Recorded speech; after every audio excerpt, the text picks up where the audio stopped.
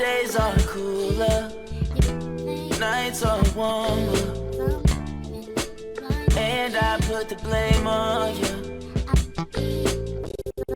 Time moves slow, but my heart beats faster. When these eyes are looking right at you, right at you. You give me something to believe in, just what I needed. You're the closest. So Wisconsin, ultimately in this election, we each face a question. What kind of country do we want to live in? A country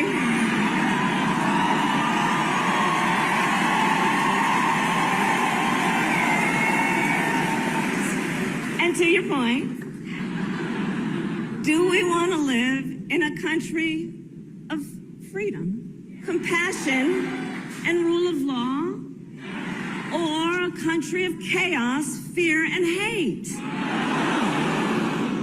And here's the beauty of this moment. We each have the power to answer that question. The power is with the people. We each have the power to answer that question. And in the next 105 days, then we have work to do. We have doors to knock on, we have phone calls to make, we have voters to register, and we have an election to win. Yes, and it can happen. It can happen because we, the people, can make it happen.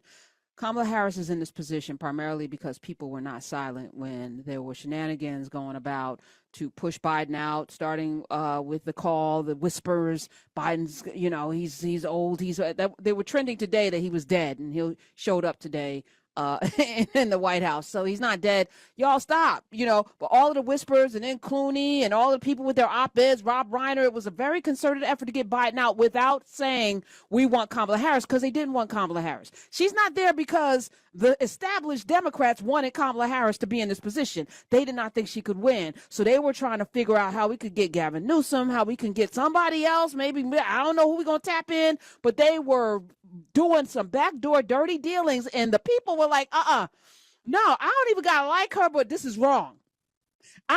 She was not my candidate in 2020. I don't care. I didn't want her to be vice president. I don't like her laugh. I don't like anything about her. Whatever, blah, blah, blah, but this is wrong. And it became a fever pitch of people saying, hell no. And then the people that do rock with her were like, and let me tell you, Joe Biden said, checkmate, mother effers. Guess what I'm gonna do? I'm gonna back out. But this is what you have to do. And all of that, she's there because people decided that you were not gonna overstep this woman. And she's stepping in for a time such as this into her purpose. It happens. It doesn't happen overnight. The times sometimes reveal character. You don't know what a person's made of until they get in that position.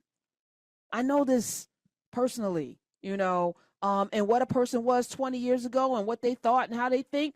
People evolve, they grow, they get more information. Hopefully that's the story arc. And we're going to spend some time with that today, because some of y'all are some black, white nationalists, and I want to deal with y'all. And some of your cousins, some of your brothers, some of your sisters are some black, white nationalists. And so first I want to start off by apologizing. Yesterday at the end of the show, we had a woman call up, I think from Jersey. That's probably why I took her, because I am Jersey biased. I don't make any bones about it. I love Jersey. When Susan Smith said Mark Kelly was born in my home, the town I was born in, I was like, maybe he's a better candidate. And there's no rhyme or reason. It doesn't make it right. But Vanessa in Jersey called, and she said something, and I had a visceral reaction to it. But when you are a person who is mature, I'm getting there. I'm not quite there yet. Who is thoughtful? I am a little bit of that, not in the moment. In the heat of the moment, I'm going to say whatever is on my mind. But I thought about what she said, and I may have a different view. But here's what Vanessa in New Jersey said yesterday. So this morning I heard when I was listening to Urban View, I think it was Sean or Renee, someone called in, like it was a gentleman that called in, and he called to talk about Black Girl Magic and how we should tone it down a bit. And like before he could really even get the words out and explain, she got, indignant sort of, and just said that we should not be quiet and we should be very vocal and out in front. And I don't agree. Like, I think I'm nervous that this is going to turn into like this black woman movement, and it Mm-hmm. doesn't include other people. Like, we got to include these women in the electorate because they're facing the same issues. White women, black women, we have the same things in common. And Yeah. so I just think they could. Where were they when 53% voted for Trump? They literally voted against their own daughters and reproductive and us. And I'm not saying, I'm not drawing a line and I'm not battling any white women, but I'm saying that doubling down on the things that are gonna serve us does not deny anybody else an opportunity to be. Nobody's saying no white people should be here. No one's saying it's just like Urban View. 30% of our listeners are white. Most of them are in line with what needs to happen in this country. They're not open enemies. They're not rednecks or MAGAs. They are literally rolling up their sleeves and getting busy, and they're welcome, right? We got people in Nubia that went to Egypt last year with the group that are going to Egypt this year, because we welcome. The narrative should be a signal, like a bat signal to everybody, that we are here. We are not going to be silenced. Enough of me, Smith. Enough of me. enough. Vanessa, I didn't really sit with you because I hadn't heard the clip. See, so this is an exercise today in getting all the information, full information, not speaking in ignorance, because I didn't know what the guy said. So I was reacting to her, and what I was reacting to her out of my own sense of, you are not going to shut me up. Do you know what I'm saying? Like, for my entire, career, people have not wanted me to talk so much, and that's, and I get it. Me talking makes people uncomfortable. So I've decided to make people uncomfortable. It's a decision. It's a choice. Right. And, I'm guided by this scripture that, Matthew 5:15, don't put your lamp under the basket, or under the bed, your lampstand. Don't hide your light. Let everyone see it. Because I remember feeling, I've had a cousin who was like, you're too much, every time you're around, it's like, oh, and I would shrink when I was around her and not talk as much because she was embarrassed by my exuberance and my hyperactivity. And so, and I realized in that moment, and I would be self-deprecating sometimes because I'm big, I'm 5'10", I'm in the room, I come with the booming voice. So I would do self-deprecating things so other people would feel comfortable. And so when Vanessa said that, it triggered me, because one thing I have been working on myself about, and I've pretty much gotten there, is to not let anyone diminish all that I have to offer, and especially myself. Because when I do that, the magic is gone. There is a magic to being your full self. There's a magic to showing up and showing your light. And it's okay if people are blinded. They got to put sunglasses on. It's okay if they're uncomfortable. That's their discomfort. But their discomfort can't make you less of who you are. So I was reacting to that. But what she was saying fundamentally was based off of what this brother said, and I found the clip. So I went back and listened. I got Sam to send it over. Shout out to him, Sam Nassau. Thank you. Thank you, Shauna Renee, for holding it down yesterday and Omi today on Urban View Mornings. And I implore y'all to go listen to that and then follow up and listen to LaRia on Demand. I know y'all ain't got time, but if you go on a walk, or you walking on a treadmill or riding your bike, pop them earbuds in, get the app. It's $1. I think a month or 3 months. Y'all can spread the news. Listen to Clay and Reese today. It was amazing because I did that. But after listening to what he said, I had to sit with it, which is what we should do. We shouldn't react to things that are said or information. Take a beat. And I didn't have the luxury. So we do a live show, as you know, 3 to 6, Monday through Friday. I didn't have the luxury to sit with Vanessa's commentary and go back in real time to hear what she said, so that I can take the fullness of where she was coming from. But I get it, Vanessa. So I apologize for shutting you down, because you were not wrong.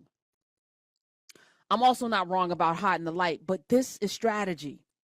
And do we want to win? And so my question, I have 2 questions. First of all, are you a black white nationalist?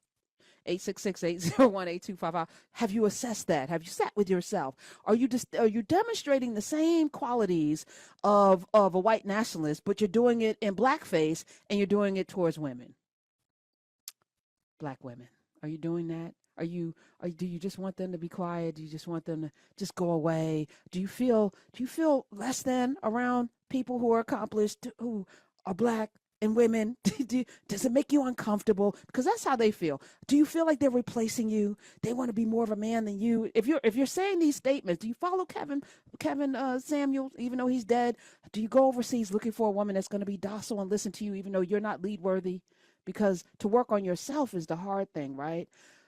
Because if you're truly a man and you're about that life, you want somebody that's going to challenge you to be better, or more importantly, you're better. You challenge yourself to be better so you can be worthy of somebody to come into your life. And you don't have to, we always have these arguments in life because that's interpersonal relationships are going to be, not smooth all the time. That's just life. It's raining today. Guess what? It's going to rain in your relationships. I'm talking a fundamental white nationalism that permeates Black America in a way that is counterproductive.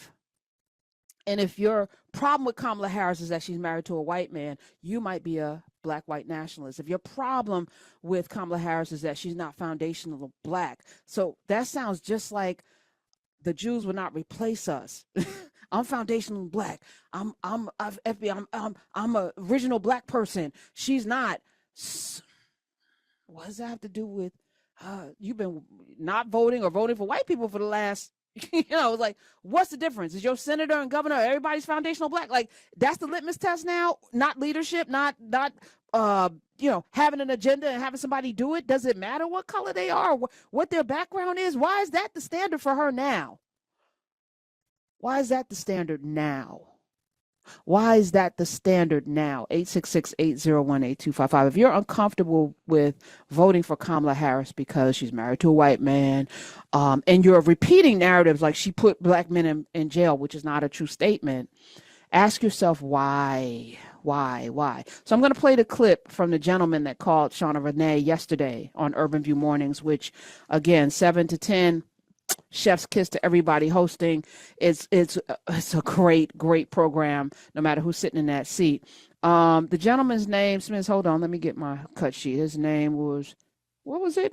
Calvin in Georgia called Shauna Renee yesterday. Here's what he had to say. Let's move on now to, we'll stay in Georgia. We've got Kelvin. Welcome, Kelvin. Hi, I'm here. I want to thank you for having a wonderful show. I listen to you every morning. You touch a lot of people. We are at a great time in American history, and our vice president is on the absolute right side of history.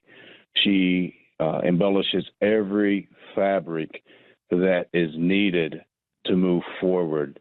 Blended families, Black American, Asian American, law, justice. She has everything that's needed. She's absolutely the best qualified person for the job. And I think it's very important how we communicate as Black America. Be careful of signage. She is a supreme professional. And being around elections for so many years, I think it's very important, like I said, be careful of our signage.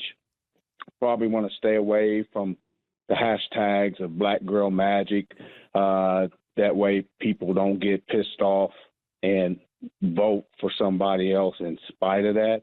I'm going to have to push back on that. Vote for somebody else in spite of what? The fact that Black women support her as their own? No, what I mean by that is just go out and support her 100%, because I'm all in for her. Okay. And all right. Hold on, Smith. Hold on. So please listen to, because Shauna Renee's response to him was spot on. But this is a case where two things can be true. Now, I heard the call of Vanessa yesterday. I was like, nope, not hiding my light under the bed. This Black girl magic. It's like, it is what it is. Black women are going to say, but in the midst of that, because it's a source of pride, right? It's a source of pride, and also a deep understanding of what gets done in these hands, But at the same time, we have a nation that has been coddled into believing that somehow there are things that are entitled to you. And listen, that is a them problem until it becomes an us problem. And I guess the tightrope, and it is kind of a tightrope, where's the line between personal pride, because some would say, you know, the Confederate flag, that's heritage, and, you know, white power is pride, I'm proud of being white, blah, blah, blah, but we know that's racism. And when black people do it, it's in opposition to, it's not reverse racism, it is yelling Black Lives Matter the way we yell Save the Whales, right? It's something different. But in this political scheme, the power now will be in the hands of Kamala Harris, right? The power dynamic changes. We're in uncharted waters. So we need to act like people that ain't swam here before in this way, right? And then think about strategy, because everything for us needs to be about victory, not Pyrrhic victories, not symbolic victories, but actual victories that lead us to the kinds of changes that are codified into institutions, into law, into the future. She said today, Kamala Harris, she would overturn the Roe v. Wade overturn by federal law. She would make that happen. But in order for that to happen, she needs Congress as well, which means we got to do a lot more than just show up in November for her. And it's got to be more than just a cathartic. Yes, let me just say, yesterday I sleep well every night, as I mentioned, but I slept a little better because there was a pall over this country with the notion that this man, Donald Trump, would be back in office and it would do all of the things with a mandate in his mind, because his mind is diseased. His mind has him believing he should be king and he should be able to do whatever he wants. And the Supreme Court basically has ruled that, right? So he's licking his chops. But we have to be strategic. And so I'm having a conversation with you today, not to indict anyone, not to wag my finger at anyone, but to ask the question, what's the goal? And if the goal is victory, how do we get there? Do we get there together? And, you know, even my commentary about white women, there are white women listening right now who identify as white women who might have felt offended by that, right? Because, you know, I had to take down a post today because I saw something and then I repeated it. You know, she's the prosecutor, he's the felon, we're the jury, you know, and people were like, hey, that's triggering to people who, you know, are triggered by that word felon. So I deleted the post because my goal is not to hurt anyone or to make anyone feel a way. Yes, we're in a hypersensitive community, but and not just our community, this world is sensitive, okay? And I'm not. So, you know, when you see me clap back, it's not even for the offense, it's just to correct how I demand to be treated, right? I'm setting the standard for how you're going to talk to me and how you're going to treat me, period. I don't really care, but what you're not going to do. So that's what that is.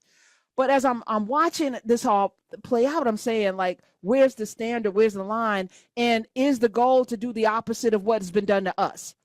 And if the answer is no, then let's think about our rhetoric. Let's think about how we are moving in the world. If you're AKA, are you proud? If you're a Delta, do you feel some way? Do you know what I'm saying? And why is that even, you know, again, fomenting division is white nationalism. That's what drives white nationalism, is fomenting division. This is what I'm talking about. Whiteness as a construct is about division. It can only exist in division, right? Even this notion that somehow people are replacing you, the great replacement theory, the chocolate milk theory from the CCC 20, 30 years ago, was all about this notion that these people are coming and muddying our purity. But y'all did that during enslavement. All of these cafe au lait, quadroons, octoroons, mulattoes, they didn't rape themselves. That happened because people were raping Black people. You were raping Black people. So you muddied yourself. But guess what? The self didn't exist to begin with. You made up this construct that you couldn't uphold because your desires won't keep you from the slave quarters. And today it's the football plantation. I'm going to say less about that. But ain't nobody pushing our football greats on your daughters. Nobody. Okay? So all of these cafe au lait people walking around, it's not us. My days are cooler. Nights are warmer, and I put the blame on you. Time moves slow, but my heart beats faster. When these eyes are looking right at you, right at you. You give me something to believe in. just what I needed. You're the closest.